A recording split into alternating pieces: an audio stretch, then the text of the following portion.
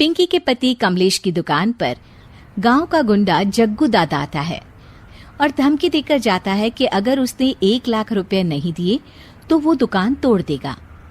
घर में सभी परेशान होते हैं।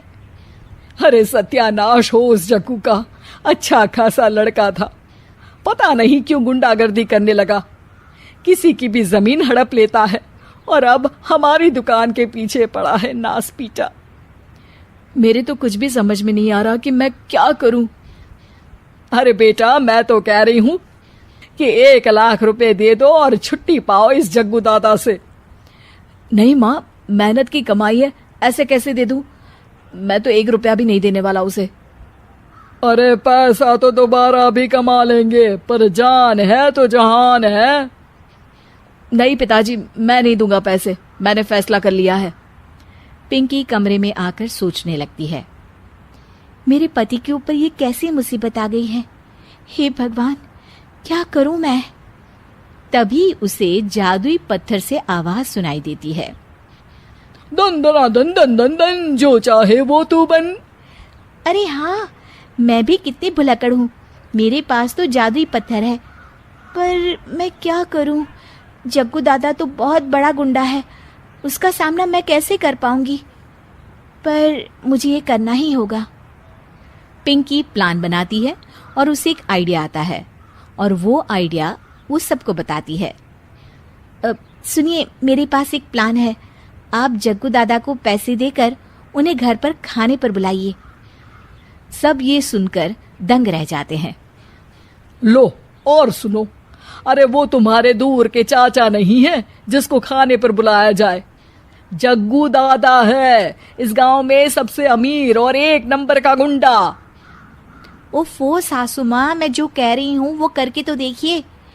मैं आपको यकीन दिलाती हूँ कि कल के बाद जग्गू दादा हमें कभी परेशान नहीं करेगा।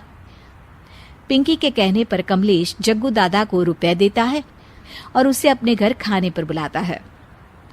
अरे भाई, मानना पड़ेगा कमलेश, काफी तरक्की कर लिया है तुमने।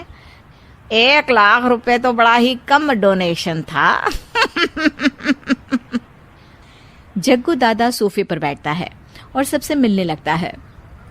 अरे भाई, लता मौसी ठीक तो हो ना? सुना है घुटने में बहुत दर्द रहता है।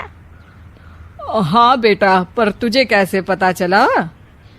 अरे जग्गू दादा सारे गांव की खोज खबर रखता है, और वैसे भी मेरी माँ और आप तो बचपन की सहेलियां थी ना, तो आप तो हमारी मौसी हुई। मौसी कहकर 1 लाख रुपए का चूना लगा रहा है कमबख्त। तभी बेल बजती है और कमलेश दरवाजा खोलता है तो सब दंग रह जाते हैं।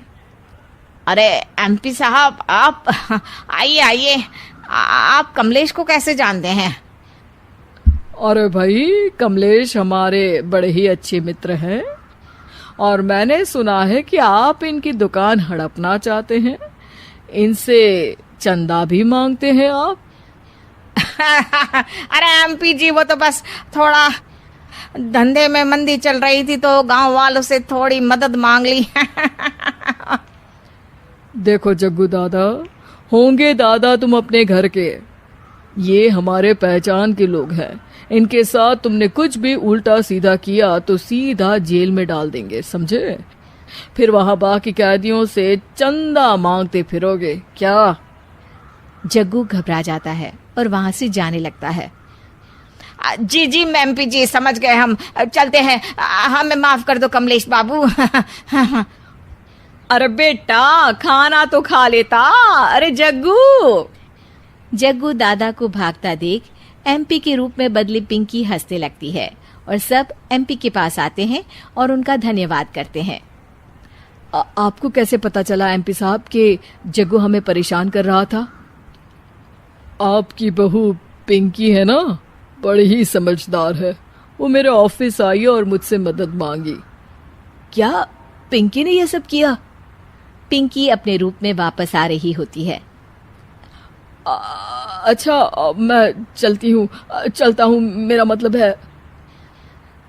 अरे ऐसे कैसे, आप बिना खाना खाए नहीं जा सकते। आइए आइए। नहीं नहीं, फिर कभी, मुझे जाने दीजिए। पिंकी भागती है। अरे इन्हें किस बात की जल्दी थी? लगता है कोई इम्पोर्टेंट मीटिंग होगी माँ। हाँ भाई, बड़े लोग हैं, दिन में कुछ ना कुछ चलता ही रहता है। लेकिन भगवान का शुक्र है कि आज बहू की वजह से सब सही हो गया। पर बहू है कहाँ? पिंकी घर से दूर भागते भागते अपने रूप में वापस आ जाती है। उफ, बाल बाल बच गई आज तो।